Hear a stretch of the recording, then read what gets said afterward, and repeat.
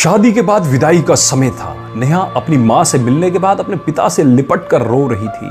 वहां मौजूद सब लोगों की आंखें नम थी।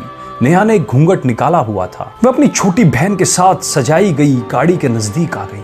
दूल्हा अविनाश अपने खास मित्र विकास के साथ बातें कर रहा था। विकास यार, अविनाश सबसे पहले घर पहुंचते ही होटल अमृत बाग चलकर बढ़िया खाना खाएंगे। यहाँ तेरी ससुराल में खाने का मजा नहीं आया। तभी पास में खड़े अविनाश का छोटा भाई राकेश बोला, हाँ यार, पनीर कुछ ठीक नहीं था और रसमलाई में रस्सी नहीं था। और वह ही कर जोर जोर से हंसने लगा। अविनाश भी पीछे नहीं रहा। अरे हम लोग अमृत बाग चलेंगे, जो खाना है खा लेना, मुझे भी यहाँ खाने में मजा नहीं आया। रोटियां भी गर्म नहीं थी। अपने पति के मुंह से ये शब्द सुनते ही नेहा, जो घूंघट में गाड़ी में बैठने ही जा रही थी, वापस मुड़ी। गाड़ी के फाटक को जोर से बंद किया, घूंघट हटाकर अपने पापा के पास पहुंची, अपने पापा का हाथ अपने हाथ में लिया। मैं ससुराल नहीं जा रही पिताजी, मुझे ये शादी मंजूर नहीं है। ये शब्द उसने इतनी जोर से कहे कि सब लोग हक्के बक्के रह गए। सब नजदीक आ गए। नेहा के ससुराल वाले पर तो जैसे पहाड़ टूट पड़ा। मामला क्या था, यह किसी को समझ में नहीं आ रहा था। तभी नेहा के ससुर राधे श्याम जी ने आगे बढ़कर नेहा से पूछा, लेकिन बात क्या है बहू, शादी हो गई, विदाई का समय है, अचानक अब क्या हो गया कि तुम शादी को नामंजूर कर रही हो? अविनाश की तो मानो दुनिया लुटने जा रही थी। वह भी नेहा के पास आ गया। अविनाश के दोस्त भी सब लोग जानना चाहते थे कि आखिर एन वक्त पर क्या हुआ कि दुल्हन ससुराल जाने से मना कर रही है। नेहा ने अपने पिता दया शंकर जी का हाथ पकड़ रखा था। नेहा ने अपने ससुर से कहा, बाबूजी, मेरे माता पिता ने अपने सपनों को मारकर हम बहनों को पढ़ाया लिखाया व काबिल बनाया। आप जानते हैं एक बाप के लिए बेटी क्या मायने रखती है? आप व आपका बेटा नहीं जान सकते, क्योंकि आपकी कोई बेटी नहीं है। नेहा रोती हुई बोले जा रही थी, आप जानते हैं मेरी शादी के लिए वह शादी में बारातियों की आप भगत में कोई कमी ना रह जाए, इसलिए मेरे पिताजी पिछले 1 साल से रात को 2-3 बजे तक जागकर मेरी माँ के साथ योजना बनाते थे। खाने में क्या बनेगा, रसोईया कौन होगा। पिछले 1 साल से मेरी माँ ने नई साड़ी नहीं खरीदी, क्योंकि मेरी शादी में कमी ना रह जाए। दुनिया को दिखाने के लिए अपनी बहन की साड़ी पहनकर मेरी माँ खड़ी है। मेरे पिता की इस 150 रुपए की नई शर्ट के पीछे बनियान में 100 छेद हैं। मेरे माता पिता ने कितने सपनों को मारा होगा, ना अच्छा खाया ना अच्छा पिया, बस एक ही ख्वाहिश थी कि मेरी शादी में कोई कमी ना रह जाए। आपके पुत्र को रोटी ठंडी लगी, उनके दोस्त को पनीर में गड़बड़ लगी, वह मेरे देवर को रसमलाई में रस नहीं मिला। इनका खिलखिलाकर हंसना मेरे पिता के अभिमान को ठेस पहुंचाने के समान है।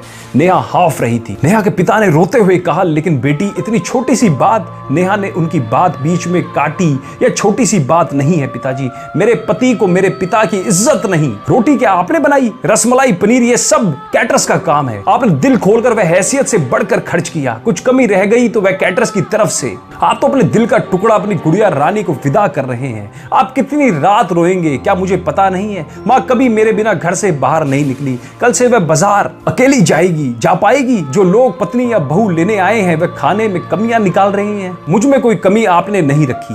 ये बात इनकी समझ में नहीं आई। दया शंकर जी ने नेहा के सर पर हाथ फिराया। अरे पगली, बात का बतंगड़ बना रही है। मुझे तुझ पर गर्व है कि तू मेरी बेटी है, लेकिन बेटा इन्हें माफ कर दे। तुझे मेरी कसम, शांत हो जा। तभी अविनाश ने आकर दया शंकर जी के हाथ पकड़ लिए। मुझे माफ कर दीजिए बाबूजी, मुझसे गलती हो गई। मैं उसका गला बैठ गया था, रो पड़ा था। तभी राधे श्याम जी ने आगे बढ़कर नेहा के सिर पर हाथ रखा। मैं तो बहू लेने आया था, लेकिन ईश्वर बहुत कृपालु है, उसने मुझे बेटी दे दी। वह बेटी की अहमियत भी समझा दी। मुझे ईश्वर ने बेटी नहीं दी, शायद इसलिए कि तेरे जैसी बेटी मेरे नसीब में थी। अब बेटी, इन नालायकों को माफ कर दे। मैं हाथ जोड़ता हूं तेरे सामने, मेरी बेटी नेहा मुझे लौटा दे। और दया शंकर जी ने सचमुच हाथ जोड़ दिए थे। उन्होंने नेहा के सामने अपना सर तक झुका दिया। नेहा ने अपने ससुर के हाथ पकड़ लिए। बाबूजी, राधे श्याम जी ने कहा। बाबूजी नहीं पिताजी। नेहा भी भावुक होकर राधे श्याम जी से लिपट गई थी। दया शंकर जी ऐसी बेटी पाकर गौरव की अनुभूति कर रहे थे। नेहा अब राज्य खुशी अपने ससुराल रवाना हो गई। पीछे छोड़ गई थी आंसुओं से भीगी अपने माता पिता की आंखें, अपने पिता का वह आंगन जिस पर कल तक वह चहकती थी। आज से इस आंगन की चिड़िया उड़ गई थी किसी दूर प्रदेश में और किसी पेड़ पर अपना घरौंदा बनाएगी। दोस्तों, ये कहानी सुनते वक्त मैं उस मूर्ख व्यक्ति के बारे में सोच रहा था जिसने बेटी को सर्वप्रथम पराया धन की संख्या दी होगी। बेटी माँ बाप का अभिमान व अनमोल धन होता है, पराया धन नहीं। कभी हम शादी में जाएं तो ध्यान रखें कि पनीर की सब्जी बनाने में एक पिता ने कितना कुछ खोया होगा, वह कितना खोएगा अपना आंगन उजाड़ कर दूसरे के आंगन को महकाना कोई छोटी बात नहीं है। खाने में कमियां कभी ना निकालें। बेटी की शादी में बनने वाले पनीर, रोटी या रसमलाई पकने में उतना समय लगता है जितनी लड़की की उम्र होती है। ये भोजन सिर्फ भोजन नहीं, पिता के अरमान में जीवन का सपना होता है। बेटी की शादी में बनने वाले पकवानों में स्वाद कहीं सपनों के कुचलने के बाद आता है, वे उन्हें पकने में सालों लगते हैं। बेटी की शादी में खाने की कद्र करें। अगर उपयुक्त बातें आपको अच्छी लगी तो कृपया दूसरों से भी साझा जरूर करें और उन्हें भी जागरूक जरूर करें। एक कदम बेटियों के सम्मान के खातिर इस वीडियो को ज्यादा से ज्यादा शेयर जरूर करें। धन्यवाद।